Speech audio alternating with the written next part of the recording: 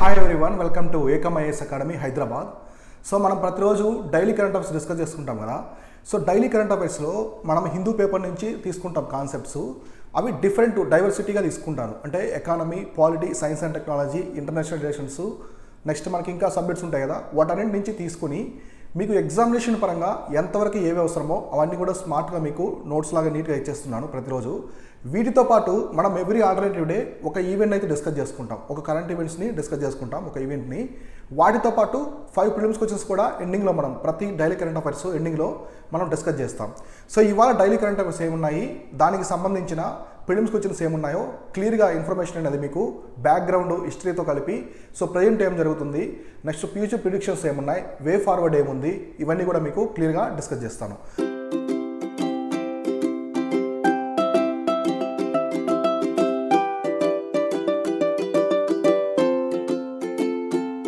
So ఇప్పుడు మనం చూస్తే ఇవాళ 3 ఆగస్టు మీకు వచ్చేసి 3 ఆగస్టు యొక్క డైలీ కరెంట్ అఫైర్స్ ఏమున్నాయో చూద్దాం. So first, India is highest priority Maldives president. So రీసెంట్గా మాల్దీవ్స్ వచ్చేసి స్టేట్మెంట్ ఇచ్చింది. ఏమంటే ఇండియా వచ్చేసి మాకు హైయెస్ట్ ప్రియారిటీ అని చెప్పింది.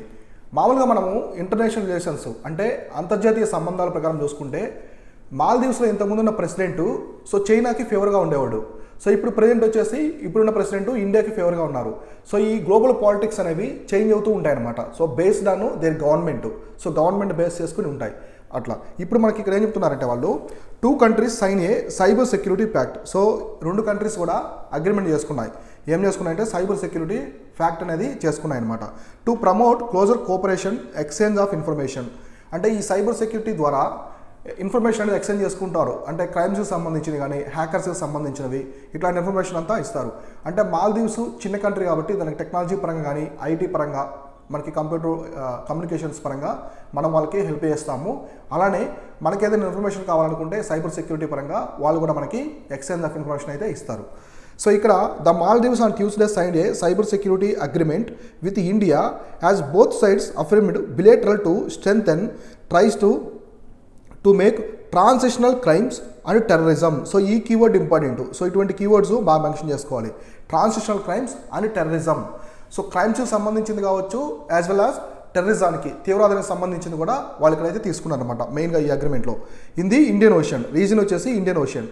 సో మీకు ప్రిలిమ్స్ పర్స్పెక్టివ్లో ఇలాంటి ప్రశ్నలు అడిగేటప్పుడు స్టేట్మెంట్ ఆఫ్ క్వశ్చన్స్ వేసి మిమ్మల్ని కన్ఫ్యూజ్ చేస్తారు.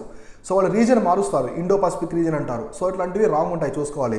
ఇక్కడ ఇండియా మాల్దీవ్స్ అయితే తీసుకున్నది వచ్చేసి ఇండియన్ ఓషన్. ఎందుకంటే మాల్దీవ్స్ అనేది మనకి సార్క్లో కూడా ఉంటుంది. సౌత్ ఏషియన్ మనకి సార్క్ ఉంది అసోసియేషను, అందులో కూడా ఉంటుంది. అందులో ఇండియన్ ఓషన్లో మెయిన్ కంట్రీ ఇది, ఇండియాకి క్లోజ్ రిలేషన్స్ ఉండే కంట్రీ. సో శ్రీలంకతో పాటు ఇట్లా. Addressing the media after the signing of the 6 agreements.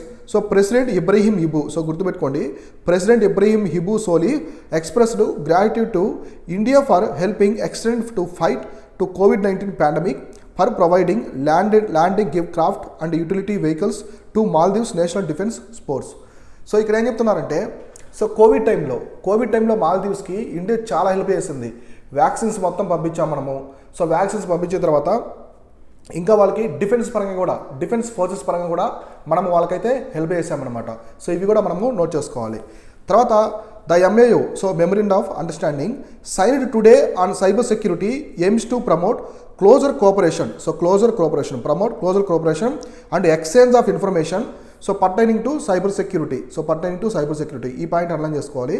In accordance to our domestic laws, rules, regulations and based on equality, so reciprocity and mutual benefit.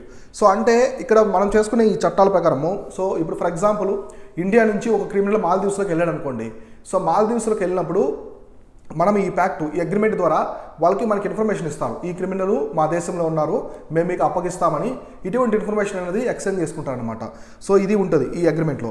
Next, before that prime minister Narendra Modi and mister Solih participated remotely in the pouring of the first concrete of the greater Male community project. So చూడండి, ఇది important. Greater Male connectivity project that would include 6.74 kilometers bridge and the causeway linking capital Malé with the neighboring islands. So Maldives అనేది island country అనమాట. So Maldives అని number of islands ఉంటాయి, ఒక island కాదు, number of islands ఉంటాయి. వాటిలో క్యాపిటల్ సిటీ వచ్చేసి మాలే అంటారు. క్యాపిటల్ సిటీ వచ్చేసి మాలే, వచ్చేసి మాల్దీవ్స్ యొక్క క్యాపిటల్. ఈ మాలేని నెక్స్ట్ నేబరింగ్ అలయన్స్ కలుపుతూ ఒక బ్రిడ్జ్ అనేది కడుతున్నారనమాట. ఇండియన్ గవర్నమెంట్ ఒక బ్రిడ్జ్ అనేది చేస్తుంది. మనం ఈ మాల్దీవ్స్లోనే కాకుండా మన నేబరింగ్ చాలా కంట్రీస్లో మనము హైవేస్ బ్రిడ్జెస్ కడుతూ ఉంటుంది ఇండియా. సో మనకి ఇరాన్లో కావచ్చు, ఆఫ్ఘనిస్తాన్లో కూడా రోడ్వేస్ హైవేస్ అన్నీ కూడా ఇండియన్ గవర్నమెంటే చేస్తూ ఉంటుంది. అంటే మనం కాంట్రాక్ట్ తీసుకొని అక్కడ చేస్తుంటారు. నెక్స్ట్ నేపాల్, భూటాన్లో చేస్తాము. అలానే యాజ్ వెల్ అది అట్లనే ఎగ్జాక్ట్గా ఇక్కడ మాలేలో కూడా, అంటే మాల్దీవ్స్లో మాలే క్యాపిటల్ని నేబరింగ్ అలయన్స్ని కలుపుతూ మనము కొన్ని బ్రిడ్జెస్ అయితే వేస్తున్నాము. ఈ బ్రిడ్జ్ పేరు ఏంటంటే గ్రేటర్ మాలి కనెక్టివిటీ ప్రాజెక్టు, GMCP అంటారు. ఇది మొత్తం లెంత్ వచ్చేసి 6.74 కిలోమీటర్స్ అయితే ఉందన్నమాట. So next 500 million project is being financed by India. So ఇప్పటివరకు మొత్తం వచ్చేసి $500 మిలియన్ ప్రాజెక్టు. సో మొత్తము $500 మిలియన్ ప్రాజెక్ట్ అనేది ఇండియా అయితే మాల్దీవ్స్లో చేస్తుంది. So being financed by India. India on Tuesday also extended $100 billion new line of credit finance to infrastructure projects in the Maldives. So already మనము $500 million కాకుండా ఇంకా ఎక్స్ట్రాగా $100 మిలియన్ అని కూడా మనమైతే మాల్దీవ్స్కి ఇవ్వడం జరిగింది. ఫైనాన్స్ చేస్తాం. సో అట్లా ఎందుకంటే వాళ్ళ ప్రాజెక్ట్స్కి. సో తర్వాత వాళ్ళు రీపే చేస్తారు after some time. So in this remark mister Solih refer to India as the highest priority. So ఇందువల్ల వచ్చేసి ప్రెసిడెంట్ వచ్చేసి మాల్దీవ్స్ ప్రెసిడెంట్ ఇండియా అనేది మాకు హైయెస్ట్ ప్రియారిటీ అని చెప్పేసి స్టేట్మెంట్ అయితే ఇచ్చారనమాట of the Maldive. So next Maldives India relation goes beyond diplomacy. So మాది డిప్లొమసీ అంటే మనకి ఈ రిలేషన్సే కాకుండా అంతర్జాతీయ సంబంధాలే కాకుండా దానికి మించి అంటే మాది స్నేహపూర్వకమైన సంబంధం. సో ఇలా అని ఎక్స్ప్లెయిన్ చేస్తున్నారు దీని meaning. So our values, our cultures, our histories are interwoven making it a traditional relationship. So ఇప్పుడు ఈ రిలేషన్స్ అనేవి ఇప్పటివే కాదు, మన ఈ కల్చర్లో ఉంది. సో మన రెండు దేశాల కల్చర్లో ఉంది, వాల్యూస్లో ఉంది, చరిత్రలో ఉంది. సో ఈ విధంగా అనేది ఎక్స్ప్లెయిన్ చేస్తున్నారు అనమాట నీట్గా. సో ఇప్పుడు ఈ మధ్యనే మనం కలిసింది కాదు, ఇంతకు ముందు ఎప్పటి నుంచో మన సంస్కృతి పరంగా సో ఇంకా మనకి వాల్యూస్ పరంగా, విలువల పరంగా, చరిత్ర పరంగా కలిసి ఉన్నామని చెప్తున్నారు. So our centuries world relationships. So మనం ఎప్పుడో శతాబ్దాల నుంచి ఉన్నటువంటి ఈ బంధం అనేది is a grown with a political trust, economic cooperation, coherent strategic policies between two countries. So ఈ కోఆపరేషన్ అనేది మనకి పొలిటికల్గానే కాకుండా, సో మీకు గుర్తుందో లేదో LTT ఉంది కదా, సో లిబరేషన్ ఆఫ్ తమిళీలం, పెద్దపులి ప్రభాకర్ ఉంటాడు దానికి హెడ్గా. వాళ్ళు వచ్చేసి శ్రీలంక అనేది తమిళియన్స్ అని చెప్పేసి అక్కడ రెబలియన్ చేశారు, అంటే తిరుగుబాటు చేశారు. సో అది శ్రీలంకన్ ఆర్మీ అనేది కొంచెం దానికి ఇండియన్ ఆర్మీ కూడా హెల్ప్ చేసింది అనమాట. సో ఇండియన్ ఆర్మీ హెల్ప్ చేసి ఆ తిరుగుబాటు లేకుండా చేసింది శ్రీలంకలో. సో ఎగ్జాక్ట్లీ ఇలానే ఒకసారి LTT మాల్దీవ్స్ని ఆక్రమిస్తుంది. మాల్దీవ్స్ చిన్న దేశం కదా, అక్కడ డిఫెన్స్ కూడా చాలా తక్కువ ఉంటుంది. సో 1990స్లో ఒకసారి మాల్దీవ్స్ని మొత్తం ఆక్రమించినప్పుడు మన ఇండియన్ ఆర్మీ వెళ్ళి వాళ్ళని ఆ తిరుగుబాటుదారులంతా మట్టుబెట్టి మాల్దీవ్స్కి మళ్ళీ స్వేచ్ఛ అనేది ప్రసాదిస్తుంది అనమాట. సో అంటే మనం డిఫెన్స్ పరంగా కూడా మాల్దీవ్స్కి హెల్ప్ చేస్తున్నాము. సో ఇప్పుడు నేవీ సీల్స్ చూడండి, ఆఫ్ఘనిస్తాన్ అక్కడ ఎలా హెల్ప్ చేస్తుందో మన ఇండియన్ ఆర్మీ కూడా శ్రీలంకలో చేసింది LTTకి అగెనిస్ట్గా, అలానే మాల్దీవ్స్లో కూడా ఇటువంటి చేసింది అనమాట. సో ఇది హిస్టరీ చూసుకోవాలి మనం. In his remarks, Mr. Modi referred to the threats of terrorism and transnational crimes, said that he and Mr. Solik took a overview of all factors in the bilateral relations. So ఇక్కడ main target ఏంటంటే ఇండియాకి మాల్దీవ్స్ సమ్మిట్కి ఇక్కడ గుర్తుపెట్టుకోండి, terrorism and transitional crimes. So ఈ keyword మాత్రం base చేసుకుని main agreement అయితే జరగడం జరిగింది. సో అగ్రిమెంట్ అనేది తీసుకున్నారు. సో ట్రాన్సిషనల్ క్రైమ్స్ కావచ్చు, అలానే టెర్రరిజము. సో ఇవే కాకుండా రిమైనింగ్ ఆల్ సెక్టార్స్ అంటే ఏముంటాయి, education, health, so next transport and commerce, ఇంకా ఏముంటాయి మనకి సైన్స్ అండ్ టెక్నాలజీ పరంగా, డిఫెన్స్ పరంగా, స్పేస్ పరంగా ఇవన్నీ కూడా డిస్కస్ చేసుకుంటారు అన్నమాట అగ్రిమెంట్లో. So next India's gifts to Maldives ఏమి ఇచ్చాం మనం.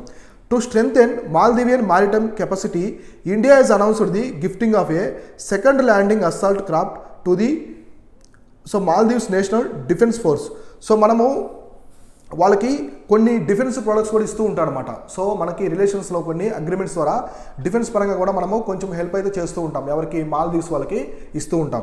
సో ఇక్కడ డిఫెన్స్ పరంగా కూడా మనం వాళ్ళకి, సో ఇది చూడండి, mister Solih thanked for India gifting the 24 utility vehicles to the national defence force. So మనము మిలిటరీ వెహికల్స్ ఉంటాయి కదా, సో మనకి మిలిటరీ వెహికల్స్ ట్రక్స్ కావచ్చు, ఇట్లాంటివి ఏదైనా అమ్యునిషన్, ఆర్మీస్ అంటే అమ్యునిషన్ తీసుకెళ్ళడానికి, సో ఆయుధ సామాగ్రిలు ఉంటాయి కదా, వాటిని తీసుకెళ్ళడానికి కొన్ని వెహికల్స్ ఉంటాయి మన దగ్గర. అట్లాంటి మిలిటరీ వెహికల్స్ని ఒక 24 వెహికల్స్ని అయితే మనము మాల్దీవ్స్కి గిఫ్ట్గా ఇచ్చాం. అంటే గుడ్ విల్ అనమాట, మన దేశాల మధ్య ఉన్న సంబంధాలకి గుడ్ విల్గా అవి ఇస్తారు. సో తర్వాత Maldives was one of the first recipient's of the Covishield vaccine produced by the serum institute of India. So గుర్తుపెట్టుకోండి, ఇక్కడ కోవిషీల్డ్ తయారు చేసింది వచ్చేసి సీరం ఇన్స్టిట్యూట్, అదే కోవాక్సిన్ వచ్చేసి Bharat Biotech. So Bharat Biotech అనేది పిఎస్యు, అంటే ఇండియన్ గవర్నమెంట్కి సంబంధించిన ప్రభుత్వ అనుబంధ సంస్థ. సో ఇక్కడ కోవిషీల్డ్ అనేది సీరం ఇన్స్టిట్యూట్ తయారు చేసిన తర్వాత దాన్ని ఫస్ట్ రిసిపెంట్ అనమాట, ఇండియా నుంచి తీసుకున్నటువంటి one of the first recipient ఏది కోవిషీల్డ్ని. ఆ వ్యాక్సిన్స్ కూడా ఇండియా అనేది మాల్దీవ్స్కి ఇచ్చింది. తర్వాత and visiting dignitary acknowledged the support that his country received in combating the pandemic from India. So మనము కోవిడ్-19 టైంలో కూడా, పాండమిక్ టైంలో కూడా మనం వచ్చేసి వాళ్ళనైతే కాపాడడం జరిగింది. సో వ్యాక్సిన్స్ ప్రొవైడ్ చేయడము, హెల్త్ కిట్స్ ఏమైనా ఉంటే ఇంకా మనకి వాళ్ళకి ప్రొవైడ్ చేయడము, ఈ విధంగా మనం మాల్దీవ్స్తో మంచి రిలేషన్స్ అయితే మెయింటైన్ చేస్తూ ఉన్నాం. సో ఇది మీకు మెయిన్స్కి చాలా చాలా కీ రోల్ ప్లే చేస్తుంది ఈ టాపిక్ అనేది. సో ఇక్కడ నేను మీకు మాల్దీవ్స్కి ఇండియాకి మధ్య రిలేషన్స్ ఏమున్నాయని మెయిన్స్కి వచ్చి అడిగినప్పుడు మీరు ఇక్కడ ఉన్నటువంటి పాయింట్స్ అనేది, ఇట్లాంటి ఇంపార్టెంట్ పాయింట్స్ అనేది మీరు మెన్షన్ చేశారంటే మీ ఆన్సర్ చాలా బ్యూటిఫుల్గా ఉంటుంది. సో మీరు యూపీఎస్సీ మెయిన్స్ అయినా సరే, మీకు state pieces mains, group 1 mains ఉంటాయి కదా, వాటిలో ఎలాంటి పాయింట్స్ అనేది మెన్షన్ చేయాలి. ట్రాన్సిషనల్ క్రైమ్స్, టెర్రరిజం, ఇట్లాంటి కీవర్డ్ ఒకటి. నెక్స్ట్ ఏమేమి ప్రాజెక్ట్స్ ఉన్నాయి, గ్రేటర్ మాలే కనెక్టివిటీ ప్రాజెక్ట్ కావచ్చు. సో ఇంకా మనం 24 యూటిలిటీ వెహికల్స్, అంటే రిలేషన్స్ని మనము డిఫరెంట్ సెక్టార్స్లో డిఫైన్ చేయగలగాలి. అప్పుడు ఆన్సర్ అనేది చాలా బ్యూటిఫుల్గా అయితే ఉంటుంది. సో ఉండడం వల్ల ఎగ్జామ్ అనేది కూడా బాగా ఇంప్రెస్ అయ్యి మీకు మంచి మార్క్స్ అనేవి పడతాయి. సో ఇది వచ్చేసి మనకి మాల్దీవ్స్కి ఇండియాకి సంబంధించింది. సో మీకు ఒక 2 ఇక్కడ ఇంపార్టెంట్ పాయింట్స్ చెప్తాను చూడండి. సో మామూలుగా ఇక్కడ ఎక్స్ప్లెయిన్ చేద్దాము. మాల్దీవ్స్కి మనకి ఇప్పుడు మనకి 8 degree channel. So 8 degree channel అని ఒకటి ఉంటుంది. సో 8 డిగ్రీ, అలాగే 9 degree channel. So 8 degree channel, 9 degree channel మీరు ఎక్కువ జాగ్రఫీలో వింటూ ఉంటారు. సో ఇవి వచ్చేసి ఛానల్స్ అనమాట. సో ఇవి ఎలా ఉంటాయంటే, ఫర్ ఎగ్జాంపుల్ ఇది ఐలాండ్స్, ఇవి వచ్చేసి మనకి లక్షద్వీప్స్ అనుకోండి. ఇవి వచ్చేసి లక్షద్వీప్. సో ఇక్కడ మినికాయ్ ఐలాండ్ ఒకటి ఉంటుంది. సో మినికాయ్ ఐలాండ్ అనేది largest island in the Lakshadweeps అనమాట. సో ఇది మనకి లక్షద్వీపులోనే లార్జెస్ట్ ఐలాండ్. సో మినికాయ్ ఐలాండ్కి లక్షద్వీపులో చిన్న చిన్న ఐలాండ్స్కి మధ్యలో మినికాయ్ ఐలాండ్ ఉంటుంది. తర్వాత మనకి మాల్దీవ్స్, ఇదంతా మాల్దీవ్స్ అనమాట. ఇక్కడ ఇదంతా మాల్దీవ్స్. సో మాల్దీవ్స్ని మినికాయ్ ఐలాండ్తో డివైడ్ చేసేది వచ్చేసి 8 degree channel. So 8 degree channel. So మాల్దీవ్స్ని గుర్తుపెట్టుకోండి, మాల్దీవ్స్ని మినికాయ్ ఐలాండ్స్తో, మినికాయ్ అనేది లక్షద్వీప్లో పార్టీ అనమాట. దీంట్లో జనావాసాలు కూడా ఉన్నారు, కేరళ వాళ్ళు ఎక్కువ వెళ్తూ ఉంటారు, అక్కడ మైగ్రెంట్స్ ఉంటారు. మినికాయ్ ఐలాండ్స్ని మాల్దీవ్స్తో డివైడ్ చేసేది 8 డిగ్రీ ఛానల్. సో ఎగ్జాక్ట్గా మినికాయ్ ఐలాండ్స్ని లక్షద్వీప్తో డివైడ్ చేసి వచ్చేసి 9 degree channel. So 9 degree channel. So ఇవి చాలా కన్ఫ్యూజ్ అవుతారు, గుర్తుపెట్టుకోండి. సో 9 డిగ్రీ ఛానల్ వచ్చేసి లక్షద్వీప్ నుంచి మెయిన్ లక్షద్వీప్ ఐలాండ్స్ని మినికాయ్ ఐలాండ్స్తో డివైడ్ చేస్తుంది. 8 డిగ్రీ ఛానల్ మినికాయ్ ఐలాండ్స్ని మాల్దీవ్స్ నుంచి డివైడ్ చేస్తుంది. ఈ రెండు గుర్తుపెట్టుకోండి. సో ఇంకోటి ఉంటుంది 10 డిగ్రీ ఛానల్. సో ఇంకోటి కన్ఫ్యూజ్ అవుతుంటారు. సో 10 డిగ్రీ ఛానల్ ఇది దేని డివైడ్ చేస్తుంది. 10 డిగ్రీ ఛానల్ అంటే మనకి అండమాన్ నికోబార్ ఐలాండ్స్ ఉంటాయి కదా, సో మనకి అండమాన్ ఐలాండ్స్ అండ్ నికోబార్ ఐలాండ్స్ని డివైడ్ చేస్తుంది అనమాట. సో ఇది 10 డిగ్రీ ఛానల్. సో ఇంపార్టెంట్ మనకి ఇక్కడ చూసుకోవాలి, ఇది కూడా డివైడ్ చేస్తుంది మనకి. దేన్ని డివైడ్ చేస్తుందో 10 డిగ్రీ ఛానల్ కూడా నీట్గా చూసుకోండి.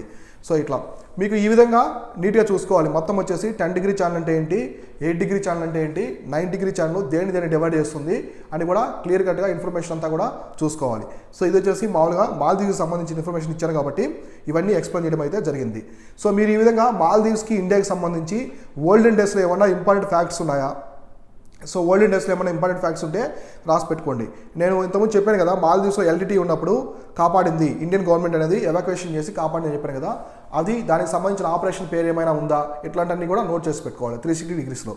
సో నెక్స్ట్ కరెంట్ ఈవెంట్ వచ్చేసి SC quashes Jharkhand's 100% local reservation.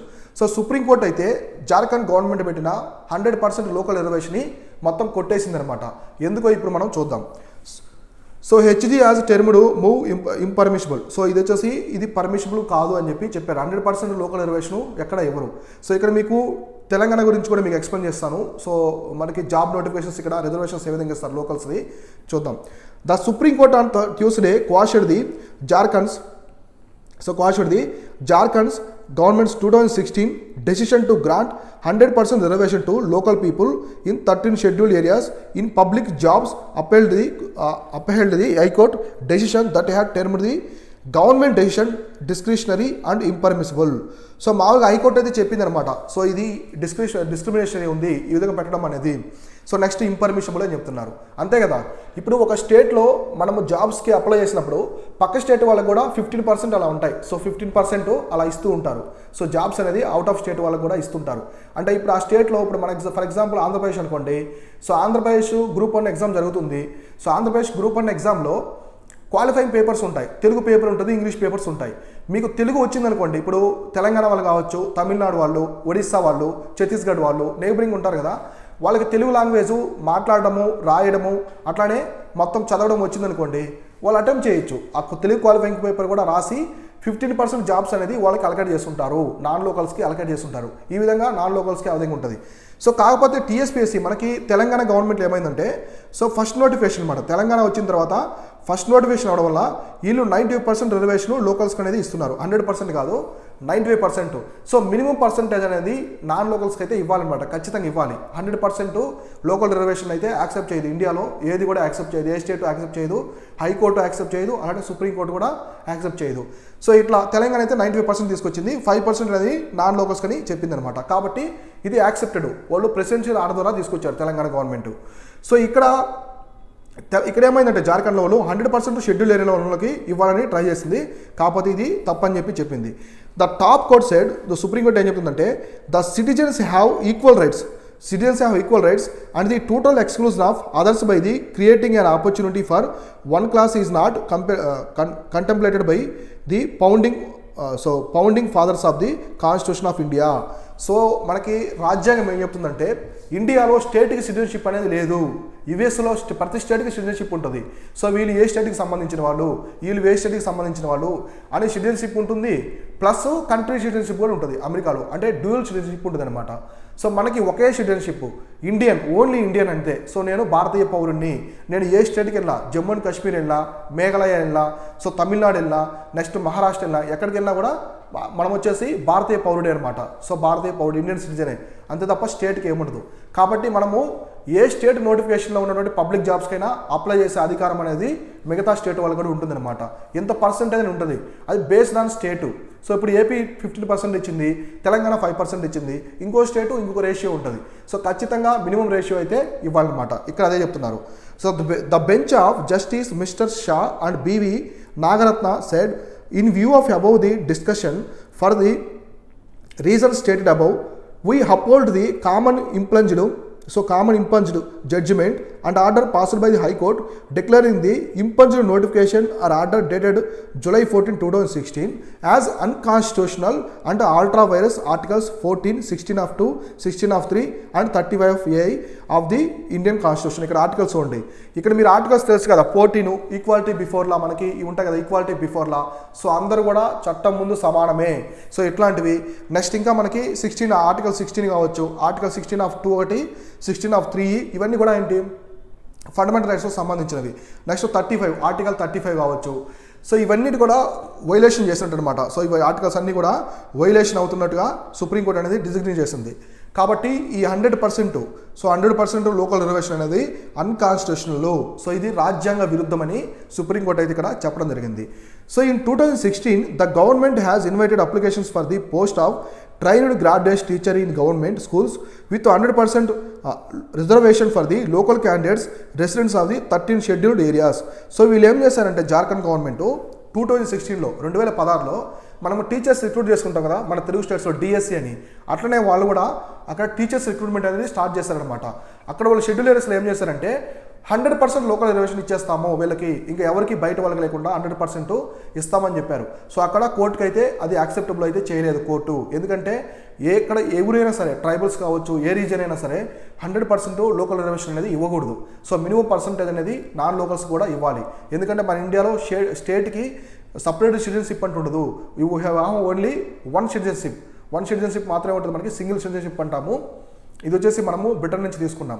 So కాబట్టి ఖచ్చితంగా ఇక్కడ ఓన్లీ ఇండియన్ సిటిజన్స్ మాత్రమే ఉంటారు, కానీ స్టేట్కి సంబంధించిన వాళ్ళు ఉంటారని కోర్టు అయితే ఇక్కడ క్లియర్గా ఎక్స్ప్లెయిన్ చేయడం జరిగింది. సో ఇలానే రిజర్వేషన్స్ కూడా ఉంటాయి. రిజర్వేషన్స్ కూడా మోర్ దాన్ 50% అనేది దాటకూడదు. 15% అనేది దాటకుండా చూసుకోవాలి రిజర్వేషన్స్. సో తమిళనాడు గవర్నమెంట్ అనేది 64+% అనేది ఇస్తుందన్నమాట. సో జయలలిత సీఎంగా ఉన్నప్పటి నుంచి ఇస్తున్నారు. సో ఇది కూడా వైలేషన్ చేస్తుందన్నమాట. సో కాబట్టి రిజర్వేషన్స్. సో రీసెంట్గా మహారాష్ట్ర కూడా ఒక 4 months ముందు మరాఠాస్కి రిజర్వేషన్ ఇవ్వాలనుకుంటే కోర్టు అనేది కొట్టడం జరిగింది. సో ఇట్లా రిజర్వేషన్స్ కావచ్చు, జాబ్స్ పరంగా నాన్ లోకల్ రిజర్వేషన్ కానీ 100% అయితే ఎక్కడ ఇవ్వరనమాట. సో ఇది వచ్చేసి. సో నెక్స్ట్ కరెంట్ అఫైర్స్ ముందు క్లియర్గా మనం డిస్కస్ చేద్దాం.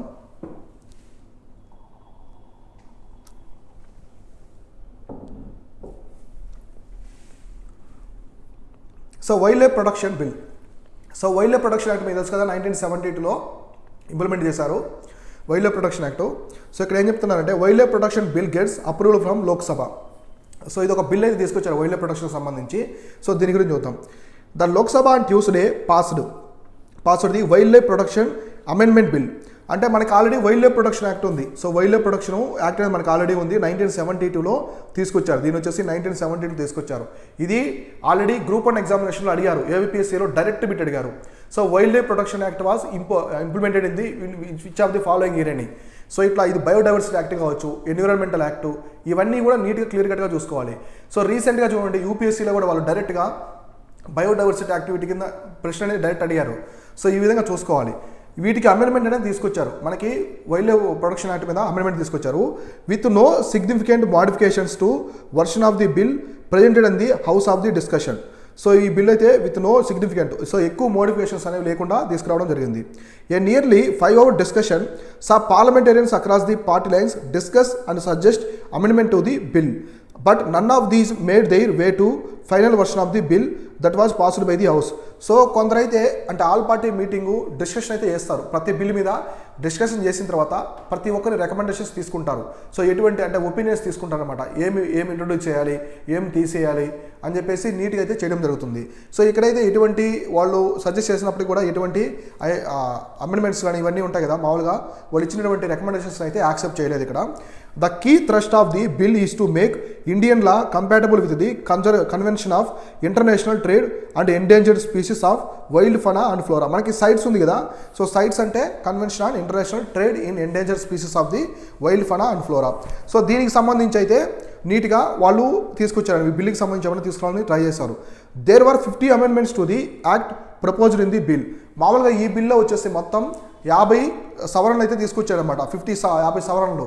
సో కొన్ని మార్చడం కానీ కొన్ని మార్చడం ఉంటాయి, కొన్ని తీసేయడం ఉంటాయి, ఇటువంటి సవరణలు అయితే తీసుకొచ్చారు, మొత్తం 50 ఉన్నాయి. So CITES was signed Washington DC on March 1973. So India వచ్చేసి సైట్స్ని ఎప్పుడు సైన్ చేసింది, ఇంపార్టెంట్, ఇండియా వచ్చేసి సిగ్నేటరీ ఆఫ్ ది సైట్స్ అనమాట. ఎప్పుడంటే వాషింగ్టన్ డీసీలో సైన్ చేసింది మార్చి 3వ తేదీ 1973 సంవత్సరంలో ఇక్కడే సైన్ చేశారు. And later amended in the 1979 to trade plant and Animal species with other governments without threatening the survival of the spices. So ఇక్కడ మెయిన్ సైట్స్ ఏంటంటే మనం ఇప్పుడు ఫర్ ఎగ్జాంపుల్ ఇండియాలో జిరాఫీలు లేవు, మన ఫారెస్ట్లో జిరాఫీలు ఉండవు, కానీ మనం జూ కోసం అక్కడి నుంచి తీసుకొచ్చుకుంటాము, ఆఫ్రికా సవర్ణ నుంచి వాటిని ట్రేడ్ చేసుకుని కంట్రీతో అగ్రిమెంట్ చేసుకుని తీసుకొస్తాం. రీసెంట్గా ఏం చేసాము, నమీబియా సౌత్ ఆఫ్రికా నుంచి చీతాలను తీసుకొచ్చి మనకి కునో నేషనల్ పార్క్ మధ్యప్రదేశ్లో ఉంది కదా, సో మధ్యప్రదేశ్లో ఉండే కునో నేషనల్ పార్క్లో ఇంట్రొడ్యూస్ చేస్తున్నాం. సో కునో నేషనల్ పార్క్లో ఈ నేషనల్ పార్క్లో అయితే మనం ఇంట్రొడ్యూస్ చేస్తున్నాం కదా, ఇదంతా ఈ సైట్స్ కింద తీసుకొస్తాం.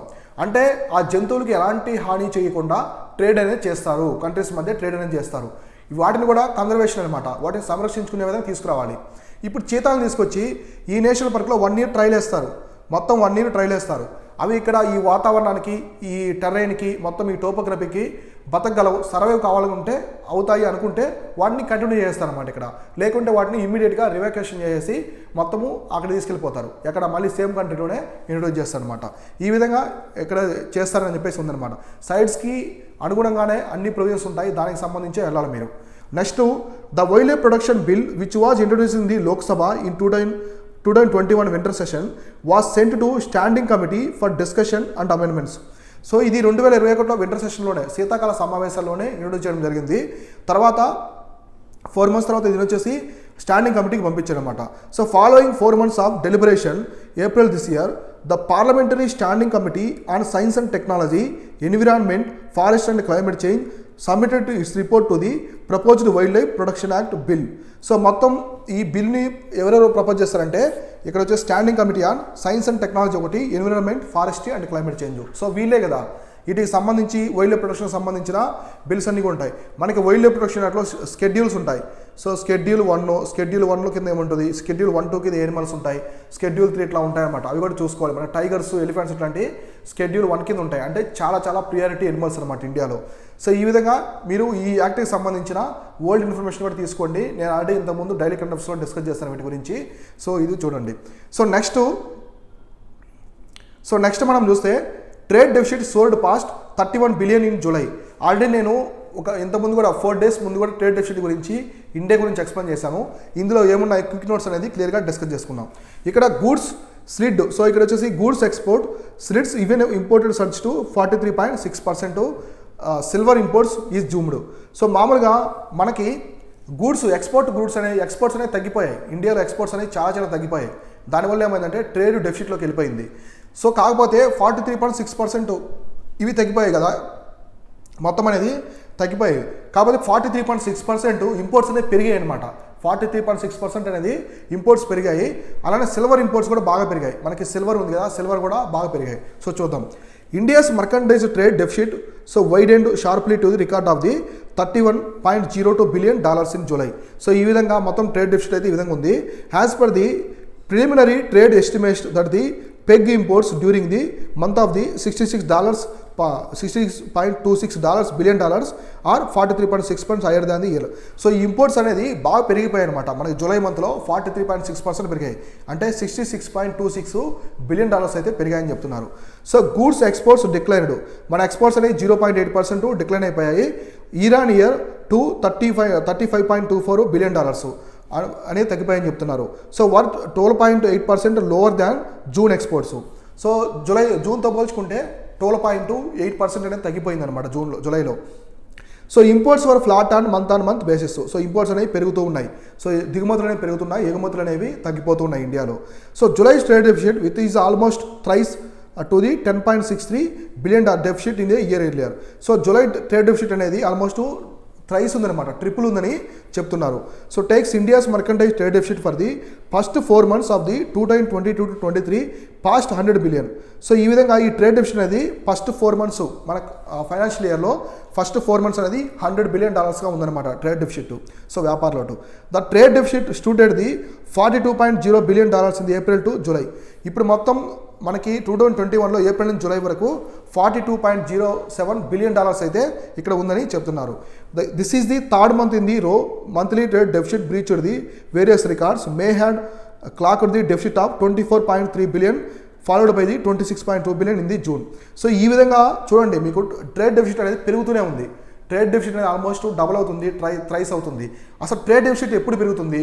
ఎప్పుడంటే ఒక కంట్రీ ఎక్స్పోర్ట్స్ అనేవి తగ్గిపోవాలి. ఎక్స్పోర్ట్స్ అనేది తగ్గిపోయి ఇంపోర్ట్స్ అనేది ఎక్కువ డిపెండ్ అయ్యారనుకోండి ఇంపోర్ట్స్ మీద, అప్పుడు ట్రేడ్ డెఫిసిట్ వస్తుంది, అంతే కదా. సో మనకు వచ్చే ఆదాయం అనేది తగ్గిపోతుంది. మనం ఎక్కువ బయట ఖర్చులు ఎక్కువ పెడుతున్నాం, అప్పుడు ఏమవుతుంది, మనం లోటులోకి వెళ్ళిపోతాం. సో మనము లోటులోకి వెళ్ళిపోతాం అనమాట. ఇక్కడ ఇది చెప్తున్నారు. The commerce and industry ministry attributed to decrease in the exports largely to 7.07% fall in the petroleum products followed by 28.3% in the cotton an and handloom products and a 93.4% in the slump in iron ore and 2.5% dip in the engineering goods. So ఇక్కడ చూడండి క్లియర్గా explain చేస్తారు. Very important ఈ points examination పరంగా. మీకు UPSC prelims పర్స్పెక్టివ్లో state PCSC group and ఎగ్జామ్లు ఇట్లాంటి పాయింట్స్ అడుగుతారు. ఇక్కడ చూడండి ఏ గూడ్స్ ఇండియా యొక్క ఎక్స్పోర్ట్స్లో ఏ గూడ్స్ బాగా తగ్గిపోయాయంటే ఇక్కడ పెట్రోలియం ప్రోడక్ట్స్. సో 7.07% తగ్గిపోయాయి పెట్రోలియం ప్రొడక్ట్స్. సో నెక్స్ట్ వచ్చేసి కాటన్ యాన్ హ్యాండ్లూమ్ ప్రొడక్ట్స్ ఇవి వచ్చేసి 28.3% అనేది తగ్గిపోయాయి. సో నెక్స్ట్ మనకి ఐరన్ ఓర్ వచ్చేసి 94.3% అనేది తగ్గిపోయింది. గుర్తుపెట్టుకోండి ఐరన్ ఓర్. సో 94.3% అనేది తగ్గిపోయింది. నెక్స్ట్ 2.5% వచ్చేసి ఇంజనీరింగ్ గూడ్స్ అనేది తగ్గిపోయాయి అనమాట. So while coal and petroleum products continue to drive up imports. So కోలు అండ్ పెట్రోలియం ఎక్కువ ఇంపోర్ట్ చేసుకుంటున్నాం మనం. ఈ క్రూడ్ ఆయిల్ ఇవి చేసుకోవడం వల్ల మనం ఎక్కువగా లాస్ అవుతున్నాం అనమాట. So likely to silver imports are zone, మన సిల్వర్ ఇంపోర్ట్స్ అనేవి బాగా పెరిగాయి. నెక్స్ట్ పెట్రోలియం ఇంపోర్ట్స్ రోజు 70.4%. సో పెట్రోలియం కూడా బాగా పెరిగింది కదా క్రూడ్ ఆయిల్. సో అది కూడా ఎక్కువ ఇంపోర్ట్ చేసుకుంటున్నాం. While inward shipment of the coal jumped 164.4% to cross 5.1 billion from the June just a little less than $2 billion in a year. So coal చూడండి, మనకి ఎనర్జీ క్రైసిస్ రాకుండా, పవర్ క్రైసిస్ రాకుండా coal అనేది మనం ఎక్కువగా ఎక్కువ ఇంపోర్ట్ చేసుకుంటూ ఉంటాం. దానివల్ల కూడా ఎక్కువ ఈ లోటు అనేది పెరిగింది. సో నెక్స్ట్ గోల్డ్ ఇంపోర్ట్స్ కూడా డిక్లైన్ అయిపోయాయి బాగా imports. Silver imports are zoomed. Silver imports మామూలుగా పెరిగాయి అనమాట. మనకి 9,331% పెరిగాయి silver. So electronics goods also escalated the 27.8% అనేది పెరిగాయి. So gold imports however dropped sharply both on a year on year sequential basis. So gold వచ్చేసి తగ్గిపోయింది. ఎలక్ట్రానిక్ గూడ్స్ సిల్వర్ ఇంపోర్ట్స్ అయితే పెరిగాయి, గోల్డ్ ఇంపోర్ట్స్ అయితే బాగా తగ్గించేసామన్నమాట. So only $2.37 billion worth of the yellow metal was imported in July. So జూలైలో $2.37 billion విలువ చేసే గోల్డ్ని అయితే ఇంపోర్ట్ చేసుకున్నాము. 43.6% lower than the July. So July కంటే తక్కువ అనమాట. So 12.2% below than the July levels. ఈ విధంగా ఫిగర్స్ అయితే నీట్గా ఇచ్చారు. The sharp uptick in the trade deficit was unexpected and did not augur well for the current account deficit. So current account deficit in the second quarter said ఇక్కడ. So ఇది చెప్పారు. So మనకి ఇంకా చూస్తే ఇక్కడ కరెంట్ అకౌంట్ డెఫిసిట్ ఉంది కదా, current account deficit is likely to have crossed the $13 billion in the first quarter of 2022-23. ఈ పాయింట్ ఇంపార్టెంట్ ఇక్కడ. మనకి కరెంట్ అకౌంట్ డెఫిసిట్ ఉంది కదా, మొత్తం ప్రస్తుత ఖాతా లోటు అంటారు. ఈ కరెంట్ అకౌంట్ డెఫిసిట్ ప్రెజెంట్ ఎంత ఉందంటే $30 billion ఉందన్నమాట. $30 billion అనేది ఉందని చెప్తున్నారు. ఇప్పుడు ఈ ఫైనాన్షియల్ ఇయర్లో 2022-23 ఫైనాన్షియల్ ఇయర్లో ఫస్ట్ క్వార్టర్లోనే మనకి $30 billion లోటు అనేది ఉందని చెప్తున్నారు. So it is equivalent to about the 80% of the full year deficit last year. So last ఇయర్తో పోల్చుకుంటే ఇది 80% ఉందన్నమాట. లాస్ట్ ఇయర్ డెఫిసిట్లో ఫుల్ ఇయర్లో పోల్చుకుంటే, లాస్ట్ ఇయర్ ఫుల్ ఇయర్తో పోల్చుకుంటే ఇది 80% ఉందన్నమాట డెఫిసిట్ అనేది. చూడండి ఎంత డెఫిసిట్ ఉంది, ఎక్కువ ఉంది. So lower commodity prices should temper the trade deficit going ahead. So మనకి లోవర్ కమోడిటీ ప్రైజెస్ ఉండడము, next although the strength of merchandise and services exports in the face of global slow down fears the remain crucial. So global లెవెల్లో slow down ఉండడము, inflation పెరగడము, Russia Ukraine war వల్ల మనం ఎక్కువ imports మీద depend అవ్వాల్సిన అవసరం వచ్చిందనమాట. సో ఇప్పుడు ఆయిల్ పరంగా మనకి సన్ఫ్లవర్ ఆయిల్, బార్లీ ఇవన్నీ కూడా మనము ఎక్కువ రష్యా ఉక్రెయిన్ నుంచి ఇంపోర్ట్ చేసుకుంటాం. సో బెలారస్ నుంచి యూరియా ఇంపోర్ట్ చేసుకుంటాము. ఇవన్నీ ఇప్పుడు యుద్ధ టైంలో, ఇవన్నీ కూడా యుద్ధ సమయంలో ఉన్నాయన్నమాట రష్యా ఉక్రెయిన్. సో కంప్లీట్గా ఉక్రెయిన్ పోర్ట్స్ మొత్తాన్ని కూడా రష్యా ఆక్రమించేసింది, ట్రేడ్ అనేది జరగకుండా చేస్తుంది. సో రీసెంట్గా 2 days నుంచి అయితే అలో చేయనిచ్చింది అనమాట. సో ఫస్ట్ టైం ఉక్రెయిన్ నుంచి ఒక షిప్ అనేది ఆహార ధాన్యాలు తీసుకొని వేరే దేశాలకు వెళ్ళింది. దీనివల్ల మొత్తం అన్ని దేశాల్లో పవర్ క్రైసిస్, ఫుడ్ క్రైసిస్ ఈ విధంగా రావడం అయితే జరిగిందనమాట. సో తర్వాత ఇంకా చెప్తున్నారంటే, ఈమెం చెప్తుందంటే, so that imports were almost double the exports in July. చూడండి, ఇంపోర్ట్స్ అనేవి మనం చేసుకునే దిగుమతులు ఎగుమతులకి డబుల్ అయిపోయాయి. అంటే మనం ఎంత లోట్లో పడిపోయాం, చాలా అంటే మనం మన ఖర్చులు పెరిగిపోయాయి, మనకు వచ్చే ఆదాయం అనేది చాలా చాలా తగ్గిపోయింది. కాబట్టి మనం డెఫిసిట్లో పడిపోయాం. సో ఇంకా ఏం చెప్తున్నారంటే, so drop in engineering goods and reflected the weekend the demand from US and Europe amid the recession concerns.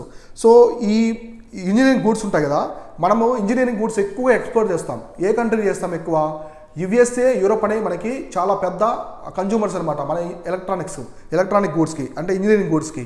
మనం ఇంపోర్ట్ చేస్తే ఎక్కువ ఎక్స్పోర్ట్ చేస్తాం కదా.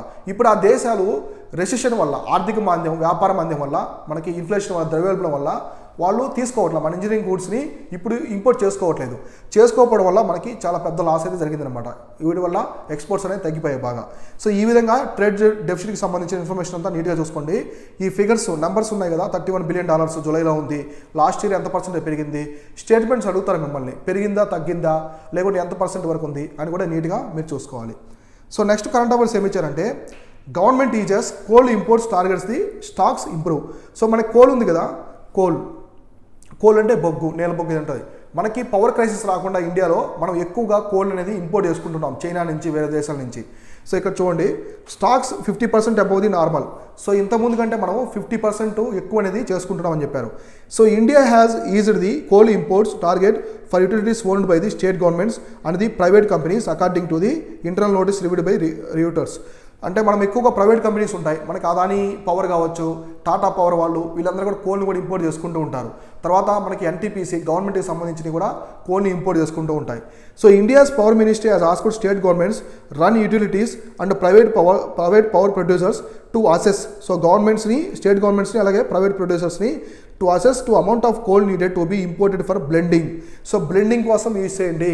అంటే మనం కంప్లీట్గా వేరే దేశాల మీద డిపెండ్ అవ్వకుండా కోల్కి, సో మనం కూడా బ్లెండింగ్ చేసుకోవడం వల్ల కూడా మనము అంటే బెస్ట్ క్వాలిటీ కోల్ అయితే మనం ఇంపోర్ట్ చేసుకుంటాం, దాన్ని మన కోల్తో బ్లెండింగ్ చేసుకోవడం కానీ ఇట్లా చేయడం వల్ల మనం కొంచెం ఖర్చు అనేది తగ్గించుకోవచ్చు. సో ఇలా చేసి to notice A government officials ఈ విధంగా చెప్పారు. Next, still near critical levels. Many states have stocks 50% above the normal levels while other states still near the critical levels, the ministry said. అంటే కొన్ని స్టేట్లలో బొగ్గు అనేది కావాల్సిన దానికంటే 50% ఎక్కువగా ఉంది, కానీ కొన్ని స్టేట్స్లో చాలా చాలా తక్కువ ఉందన్నమాట, కావాల్సిన దానికంటే తక్కువ ఉంది అని చెప్తున్నారు. states independent power producers and coal ministry could decide on a coal import percentages after assessing the availability of domestic supplies the power ministry. So మనకి డొమెస్టిక్ సప్లై కొంచెం తక్కువ ఉంటుంది. డొమెస్టిక్ సప్లై అనేది మనకి కోల్ అనేది బెస్ట్ కోల్ చిక్కదు, ఎందుకంటే మన దాంట్లో సల్ఫర్ కంటెంట్ తక్కువ ఉంటుంది, కార్బన్ కంటెంట్ తక్కువ ఉంటుంది. ఇది తక్కువ ఉండడం వల్ల మనకి ఎక్కువసేపు అనేది మండదనమాట. కాబట్టి ఇప్పుడు మనం చైనా నుంచి ఆస్ట్రేలియా నుంచి కోల్ అనేది ఇంపోర్ట్ చేసుకుంటాం.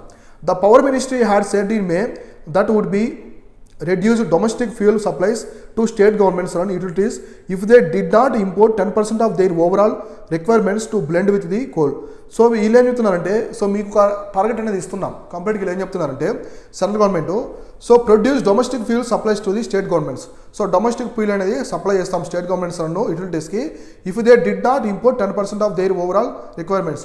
సో మీరు కోల్ ఇంపోర్ట్స్ అనేది తగ్గిస్తే మేము డొమెస్టిక్ ఫ్యూల్ అనేది మీకు పంపిస్తాం ఆల్టర్నేటివ్గా.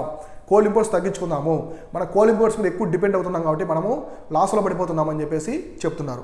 సో కోల్ అనేది చాలా చాలా ఇంపార్టెంట్. కోల్ అనేది ఏంటి, నాన్ కన్వెన్షనల్ ఎనర్జీ. ఇది వచ్చేసి కన్వెన్షనల్ ఎనర్జీ అంటే ఇది ఫాజిల్ ఫ్యూల్ అనమాట.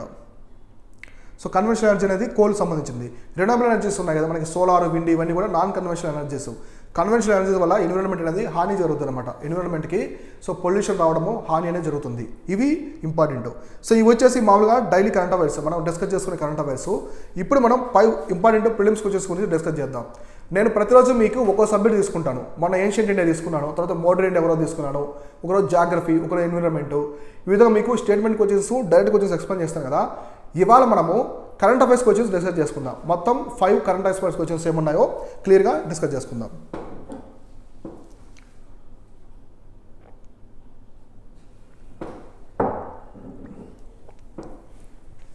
సో ఫస్ట్ ప్రశ్న ఏంటంటే, so which film won the best feature film. So which film won the best feature film award అనేది 68th national film award. 68th national film. మొన్న 68వ జాతీయ సినీ పురస్కారాలు జరిగాయి, అంటే అవార్డులు జరిగాయి కదా.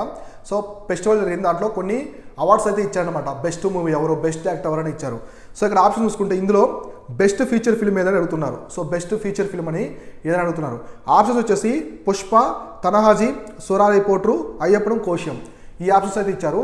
నేను ఆల్రెడీ ఇది డిస్కస్ చేశాను మీకు డైలీ కరెంట్ అఫైర్స్లో ఒక 5 days బ్యాక్. సో ఇక్కడ ఆన్సర్ వచ్చేసి సురారి పోట్రు. సో తెలుగులో వచ్చేసి మనకి ఆకాశమే నీ వద్ద మూవీ వచ్చింది కదా, సో సూర్యాది. సో ఇందులో గోపీనాథ్ గురించి, దక్కన్ మనకి ఛార్జెస్ ఉంది కదా, దక్కన్ ఎయిర్వేస్ ఉంది కదా, సో దాని గురించి సంబంధించింది అనమాట. సో ఆయన ఎలా మోటివేషన్ అయ్యి ఆ 1 రూపీకే ఫ్లైట్ జర్నీ అనేది చేయాలి ప్రతి ఒక్క పేదవాడు, సో ఫ్లైట్లో జర్నీ చేయాలని ఒక ఉద్దేశంతో తీసుకొచ్చాడు. సో ఆ కాన్సెప్ట్తో వచ్చినటువంటి మూవీ అనమాట ఇది. సో సురారై పోట్రు, తమిళ్లో ఈ పేరు, తెలుగులో వచ్చేసి ఆకాశమే నీ హద్దురా అని ఒక మూవీ అనమాట. సో ఇందులో బెస్ట్ యాక్టర్స్ వచ్చేసి అజయ్ దేవ్గను, సూర్యకి అండ్ అజయ్ దేవ్కి బెస్ట్ యాక్టర్స్ అవార్డు అని ఇచ్చారన్నమాట. ఇద్దరు కలిపి తనహాజీ మూవీకి అండ్ సురారై పోట్రు మూవీకి ఇచ్చారు. సో ఇవన్నీ నీట్గా చూసుకోండి. నేను చాలా ఎక్స్ప్లెయిన్ చేశాను డైలీ కరెంట్ అఫైర్స్లో. మూవీస్ కావచ్చు, మ్యూజిక్ డైరెక్టర్స్, సింగర్స్ ఎవరున్నారు అన్నీ చెప్పాను. అవన్నీ క్లియర్గా చూసుకోండి, ఎగ్జామినేషన్కి చాలా ఇంపార్టెంట్. నెక్స్ట్ ప్రశ్న ఏముందంటే, the newly designated Ramsar site Pala. So Pala wetland is located in which state. So రీసెంట్గా మొత్తం 5 రామ్సార్ సైట్ని అయితే గుర్తించారనమాట. రీసెంట్గా మనకి మొత్తం 49 ఉన్నాయి. 49 ఇప్పుడు ప్లస్ 5 యాడ్ అయ్యాయి, మొత్తం 54 ఉన్నాయి ఇప్పుడు టోటల్గా మనకి రామ్సార్ సైటు. ఈ కొత్తగా గుర్తించిన వాటిలో 5లో ఇదొకటి పాలా వెట్లాండ్ అనేది ఉంది. ఇది ఏ స్టేట్లో ఉందని అడుగుతున్నారు. సో బీహార్, మధ్యప్రదేశ్, తమిళనాడు, మిజోరాం. ఆన్సర్ వచ్చేసి మిజోరాము. సో మిజోరాంలో ఉంది. సో మనకి మధ్యప్రదేశ్ నుంచి ఒకటి తీసుకొచ్చారు, నెక్స్ట్ వచ్చేసి మనకి తమిళనాడు నుంచి ఒక 2 తీసుకొచ్చారు అనమాట. సో ఇవన్నీ కూడా క్లియర్గా చూసుకోండి, ఎక్కడెక్కడి నుంచి ఏ ఉన్నాయని క్లియర్గా చూసుకోవాలి. రామ్సార్ సైట్స్ అనేవి చాలా చాలా ఇంపార్టెంట్. రామ్సార్ సైట్ అనేది కంపల్సరీ ఒక ప్రశ్న అనేది వస్తుందన్నమాట. మీకు యూపీఎస్సీ కావచ్చు లేదా గ్రూప్ 1 అయినా సరే కంపల్సరీ ఒక ప్రశ్న రామ్సార్ సైట్ నుంచి వస్తూ ఉంటుంది. కాబట్టి ఇండియాలో 54 రామ్సార్ సైట్స్ ఏమున్నాయి, అవి ఏ స్టేట్లలో ఉన్నాయి, సో ఫస్ట్ రామ్సార్ సైట్ ఏది, లార్జెస్ట్ రామ్సార్ సైట్ ఏది, స్మాలెస్ట్ రామ్సార్ సైట్ ఏది, ఇవన్నీ కూడా చూసుకోవాలి. మాంట్రెక్స్ రికార్డులో ఉన్న 2 ఇండియా నుంచి మాంట్రెక్స్ రికార్డులో ఉన్న 2 రామ్సార్ సైట్స్ ఏమున్నాయి, ఈ మొత్తం ఇన్ఫర్మేషన్ నేను ప్రీవియస్ డైలీ కరెంట్ అఫైర్స్లో నేను ఇచ్చేసాను ఆల్రెడీ. సో ఏ కంట్రీలో ఎక్కువ రామ్సార్ సైట్స్ ఉన్నాయి, ఏ కంట్రీ ఏరియా ఎక్కువ రామ్సార్ సైట్ కింద ఉంది, వెట్లాండ్స్ కింద, ఇవన్నీ నేను ఎక్స్ప్లెయిన్ చేశాను. రామ్సార్ అనేది కన్వెన్షన్ ఎక్కడ జరిగింది, ఏ ఇయర్లో జరిగింది, ఏ డేట్ని వచ్చేసి ఏ రోజున వరల్డ్ వెట్లాండ్నే జరుపుకుంటాము, ఇవన్నీ కూడా చెప్పాను నేను ప్రీవియస్ కరెంట్ అఫైర్స్లో. అవన్నీ నోట్ చేసి పెట్టుకోండి. సో నెక్స్ట్ థర్డ్ ప్రశ్న ఏమంటారంటే, in which nation are decide to quit international space station after 2024. Already నేను చెప్పాను కదా డైలీ కరెంట్ అఫైర్స్లో. సో 2014 తర్వాత మేము ఇంటర్నేషనల్ స్పేస్ స్టేషన్ నుంచి బయటకు వెళ్ళిపోతున్నాము, దాన్ని క్విట్ చేసి అని చెప్పారనమాట. రీసెంట్గా ఏ కంట్రీ చెప్పింది? ఇక్కడ ఆప్షన్స్ ఏమి ఇచ్చారు? Canada, Russia, Japan. None of the above. Answer వచ్చేసి రష్యా. సో ఇప్పుడు ఉక్రెయిన్కి రష్యాకి మధ్య వార్ జరుగుతుంది. మొత్తం అన్ని దేశాలు కూడా, మొత్తం ఇక్కడ యూరోపియన్ దేశాలు, వెస్టర్న్ కంట్రీస్ రష్యా మీద ఆంక్షలు విధించాయన్నమాట. ఆంక్షలు విధించడం వల్ల దానికి ప్రెజర్ అయిపోయింది. సో మేము ఐఎస్ నుంచి బయటకు వెళ్ళిపోతామని చెప్తున్నారు. సో అలానే చైనా కూడా రీసెంట్గా ఒక కొత్త స్పేస్ స్టేషన్ తీసుకొచ్చింది అనమాట. దానిలో 2 పార్ట్స్ తీసుకొచ్చింది, వెంటియాన్ అని 2 తీసుకొచ్చాయి. వాటి గురించి కూడా నేను ఎక్స్ప్లెయిన్ చేశాను డైలీ కరెంట్ అఫైర్స్లో, క్లియర్గా చూడండి. Next, which Indian state has the highest receiver of FDI equity inflowing during the 2021-22. మనకి 2021-22 ఫైనాన్షియల్ ఇయర్లో ఎక్కువ ఎఫ్డిఐ ఈక్విటీ ఫ్లోని ఏ స్టేట్లో ఇన్వెస్ట్ చేస్తారని అడుగుతున్నారు అనమాట. ఏ స్టేట్కి వచ్చిందని. So options Tamil Nadu, Karnataka, Maharashtra, Telangana. ఇక్కడ ఆన్సర్ వచ్చేసి కర్ణాటక. మ్యాక్సిమం అందరూ మహారాష్ట్ర అనుకుంటారు, కానీ కర్ణాటక అనేది ఈ ఇయర్లో ఎక్కువ ఎఫ్డిఐ అనేది కర్ణాటకకి వెళ్ళింది. సో ఇంపార్టెంట్, ఇది ఎకనామిక్ సర్వేలు వీటిలో ఉంటాయి, నీట్గా చూసుకోవాలి. నెక్స్ట్ లాస్ట్ ప్రశ్న, ఇది స్టేట్మెంట్ టైప్ ఆఫ్ క్వశ్చన్ అనమాట. సో ఇక్కడ ఫస్ట్ స్టేట్మెంట్ ఏమి ఇచ్చారంటే, Assam is the largest producer of coffee in India. Assam is the largest producer of coffee in India. Second statement, Karnataka is the largest producer of tea in India. So ఇక్కడ చూడండి, ఇది statement questions. 2 statements అడిగారు. ఇట్లాంటి 2 statements ఉంటే maximum వచ్చేసి ఎక్కువ intersection ఇస్తారు. అంటే మీకు ఫస్ట్ దానికి సెకండ్ దాంట్లో ఆన్సర్ ఉంటుంది, సెకండ్ దానికి ఫస్ట్ దాంట్లో ఆన్సర్ ఉంటుంది. ఇప్పుడు ఫస్ట్ స్టేట్మెంట్ ఏం చెప్పారు? Assam is the largest producer of coffee అని చెప్పారు. సో నిజానికి అస్సాం అనేది టీ ప్రొడ్యూసరు. సో అస్సాం అనేది ఇండియాలోనే లార్జెస్ట్ ప్రొడ్యూసర్ ఆఫ్ టీ. అస్సాంలో కాఫీ తోటలు ఉండవు, టీ తోటలు ఉంటాయి. సో టీ తోటల్లో టీ ప్రొడ్యూసర్ అస్సాం అనేది టాప్ స్టేటు. సో మనకి కర్ణాటక అనేది కాఫీ ప్రొడ్యూసింగ్ స్టేటు. అంటే coffee, Karnataka is the largest producer of coffee. కాబట్టి 2 ఇంటర్సెక్షన్ అయ్యాయి. సో కర్ణాటక అనేది కాఫీకి సంబంధించింది, అస్సాం అనేది టీకి సంబంధించింది. కాబట్టి ఆన్సర్ వచ్చేసి నెయిదర్ 1 nor 2. సో ఇట్లాంటి స్టేట్మెంట్లు ఎక్కువ ఇంటర్సెక్షన్ ఇస్తూ ఉంటారు, చూసుకోవాలి. ఇట్లాంటివి కూడా ఇంపార్టెంట్. సో ఇవి వచ్చేసి కంప్లీట్గా ఇవాంటి డైలీ కరెంట్ అఫైర్స్. దాంతోపాటు మీకు 5 ప్రిలిమ్స్ క్వశ్చన్స్ కూడా ఎక్స్ప్లెయిన్ చేశాను. రేపు కరెంట్ అఫైర్స్లో డైలీ కరెంట్ అఫైర్స్తో పాటు ఒక ఈవెంట్, మీకు కరెంట్ ఈవెంట్స్లో బాగా న్యూస్లో ఉన్నాయి కదా. సో ప్రీవియస్ కరెంట్ అఫైర్స్లో మనం ఏం చెప్పాము? మంకీ పాక్స్ గురించి కంప్లీట్ ఇన్ఫర్మేషన్ ఇచ్చేసాను మీకు. సో ఏ కంట్రీలో ఉంది, వైరల్ డిసీజా, ఎట్లా వస్తుంది, ఎలా ట్రాన్స్మిషన్ అవుతుంది, ఫస్ట్ ఎప్పుడు కనుగొన్నారు, ఎక్కడ ఏ ఎనిమల్స్లో కనుగొన్నారు, సో ప్రజెంట్ ఏ ఎనిమల్స్ స్ప్రెడ్ అయింది, మొత్తం ఎన్ని కంట్రీస్లో ఉంది, ఎన్ని కేసెస్ ఉన్నాయి, ఇండియాలో ఎన్ని కేసెస్ ఉన్నాయి, ఫస్ట్ కేసు ఎక్కడ రిపీట్ అయింది, ఇవన్నీ కంప్లీట్ ఇన్ఫర్మేషన్ మీకు మంకీ పాక్స్ సంబంధించి ఇచ్చేస్తాను కదా. ఇప్పుడు రేపు అలానే ఇంకొక కాన్సెప్ట్ అనేది మీకు ఎక్స్ప్లెయిన్ చేస్తాను. సో ఇవి వచ్చేసి ఇవాళ డైలీ కరెంట్ అఫైర్స్. రేపు డైలీ కరెంట్ అఫైర్స్లో క్లియర్గా మనం అన్ని డిస్కస్ చేసుకుందాం. Thank you all.